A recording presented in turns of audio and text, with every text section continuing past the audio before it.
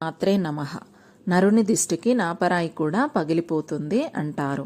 పక్కింటి వాళ్ళు, ఎదురింటి వాళ్ళు, బంధువుల చెడు దృష్టి మనపై పడకుండా ఉండాలంటే ఇప్పుడు నేను చెప్పే విధంగా ప్రతీ నెల అమావాస్య రోజున ఈ పరిహారం చేసి చూడండి.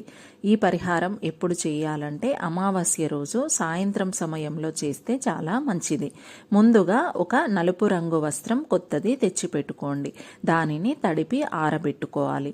తరువాత అందులో ఆవాలు కొత్తగా తెచ్చుకున్నవి పిడికెడు, మిరియాలు 6, పిడికెడు గల్ల ఉప్పు వేయండి.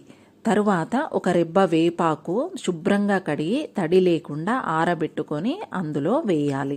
ఇవన్నీ వేశాక ఒక మూటలాగా కట్టాలి. ఆ మూటని సింహద్వారం నడి మధ్యలో కట్టాలి.